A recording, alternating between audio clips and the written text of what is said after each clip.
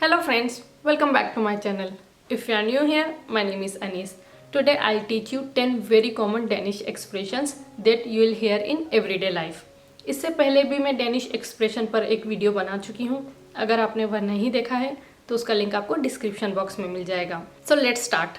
इन expressions को समझने के लिए हम कुछ सिचुएशंस इमेजिन करेंगे. Then I show you some examples कि आपको कैसे इनका यूज़ करना है. So let's begin. Our first expression is Ching cha chill. Ching cha chill means things take time. You use it when someone is very impatient and wants result quickly. जैसे कि अगर आप किसी ऐसे इंसान को जानते हैं जिनको बहुत जल्दी जल्दी डेनिश सीखनी है, तुरंत ही सीख लेना है उनको, तो आप उन्हें कह सकते हैं बारोली. Ching cha chill. बारोली. Relax, things take time. Elea dansk cha chill. Elea dansk cha chill. Learning Danish takes time. And अब जो हमारा सेकंड एक्सप्रेशन है वह भी बहुत कॉमन है और आपको काफ़ी सुनने को मिलेगा, विच इज़ होल चुंगन ली इमूनन. होल चुंगन ली इमूनन meaning to pay close attention, stay focus. तो इसका आपको उस सिनारियो में यूज़ करना है जहाँ पर वो ट्रिकी सिचुएशन है और मिस्टेक होने के चांसेस ज़्यादा हैं, तो आप इस एक्सप्रेशन को वहाँ यूज़ करेंगे. For example, Du ska håll tungen li i munnen när du uppfyller formulan. Du ska håll tungen li i munnen när du uppfyller formulan.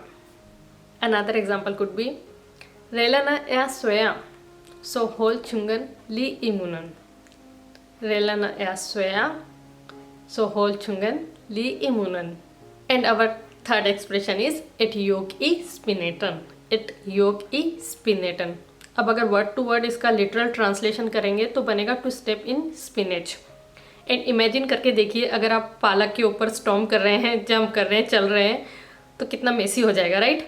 तो उसी कंटेक्स्ट में तो इस एक्सप्रेशन को आप उस सिनारियो में यूज़ कर सकते हैं जहाँ पर कि आपने गलती से कुछ ऐसा काम कर दिया है जो आपको नहीं करना चाहिए था. मान लीजिए आप किसी ऑफिस मीटिंग में थे और आपने अपने बॉस को लेकर कुछ ऐसा कमेंट पास कर दिया जो कि आगे जाके आपको ट्रबल में डाल सकता है. तो उस केस में आप इसको यूज़ कर सकते हैं. इट्स लाइक जैसे हम हिंदी में बोलते हैं ना, अपने ही पैर पर कुल्हाड़ी मार लेना, तो उस तरीके से उस केसेस में आप इसको यूज़ कर सकते हैं. For example, hen jokel i spineten una müllel da hen kritiserar chefen. Hen jokel i spineten una müllel da hen kritiserar chefen. Another example could be like hen jokel in spineten med den kommen ciao. Hen jokel in spineten med den kommen ciao. Fourth expression is they snappa chill. They snappa chill. अगर literal translate करेंगे तो it's like it रफली pinches या फिर titans up. But इसका उस context में use किया जाता है जहाँ पर जो पहले जो इन्वायरमेंट था, now it is getting more tense, more difficult या फिर मोर टाइटन अप. तो जहाँ पर थिंग्स आर गेटिंग सीरियस, तो उस जगह पर सडनली अगर इन्वायरमेंट चेंज हो गया, पहले कुछ और था और अचानक से माहौल बदल गया है, वाइब चेंज हो गई है, तो वहाँ पर आप इसको यूज़ कर सकते हैं. फॉर एग्जाम्पल, रेलना स्नैपा छिपो आ बैडल. रेलना स्नैपा छिपो आ बैडल. Another example could be Vi held en hygglig diskussion. Vi held en hygglig diskussion. Men så snappade det till da hen började att diskutera pengar. Vi held en hygglig diskussion.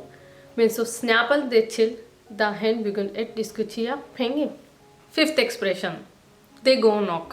They go knock means it will be fine, it will be okay, things will work out.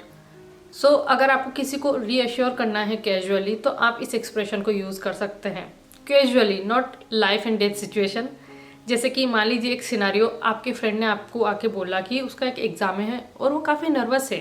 तो अगर आपका दोस्त आपको बोलता है या nervous for एक्सेमन, या nervous for एक्सेमन, तो आप उसको कह सकते हैं रीअश्योर करने के लिए, it will be fine, right? So दे गो नॉक. दे गो नॉक. सिक्स्थ एक्सप्रेशन, दे मोदू ठेमे इट स्मील. दे मोदू ठेमे इट स्मील means you have to take it with a smile. अब इसका यूज़ आप उस सिनारियो में कर सकते हैं जहाँ पर कुछ छोटी मोटी चीज़ है विच वेंट रॉन्ग, बट अगर आप किसी को यह कहना चाहते हैं कि डोंट गेट अपसेट, इस चीज़ को ज़्यादा सीरियसली मत लो, right? Take it with a smile, तो आप इस एक्सप्रेशन को यूज़ कर सकते हैं. फॉर एग्जाम्पल, बुसन या फर्स्ट सिंगल det må du ta med smil.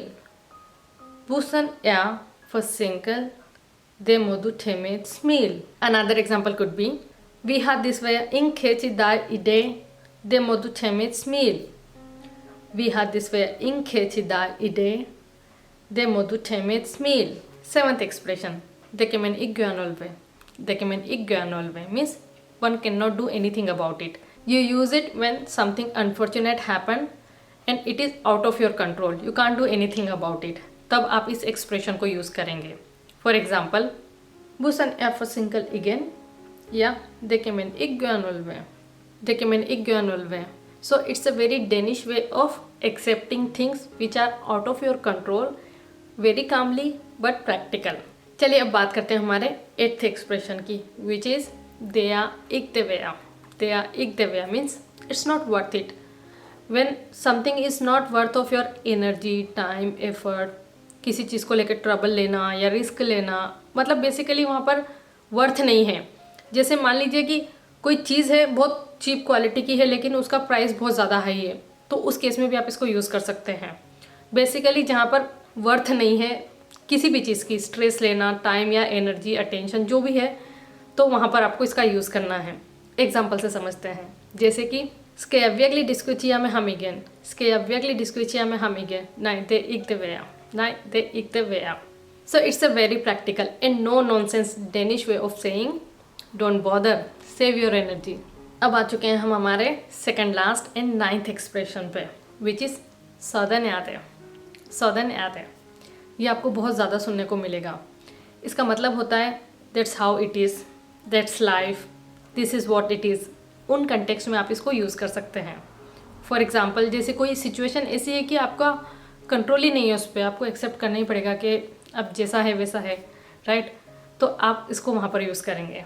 For example, jeg kan ikke få lov til at tage fri i morgen. Jeg kan ikke få lov til at tage fri i morgen. Ja, sådan er det. Ja, sådan er det. Means it's a very practical way of accepting without unnecessary complaint. अब क्या ही कर सकते हैं, छुट्टी नहीं मिली तो काम पे आना ही पड़ेगा. In our last and 10th expression, det kan jeg godt sige, det kan jeg godt sige. इसका मतलब होता है like I get it, I understand your point, I see, I can see that.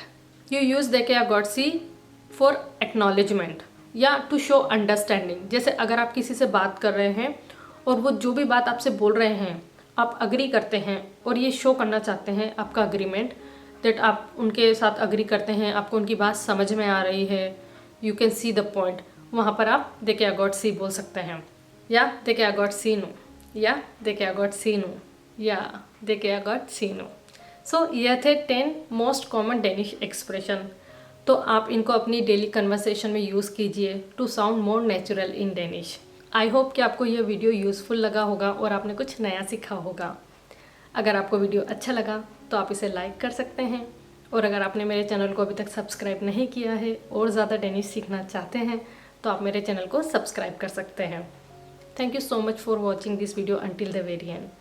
I'll see you in my next one. तब तक के लिए हा दे गोट, वो कैन सून. हाय हाय.